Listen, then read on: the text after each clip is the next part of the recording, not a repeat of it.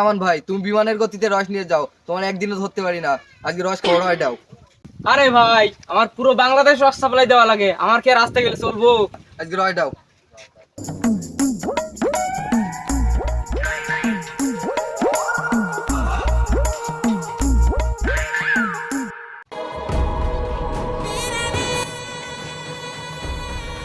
ভাই রস কত করিয়ে? ভাই রস 60 টাকা কেজি। এ ভাই 50 করি হয় না?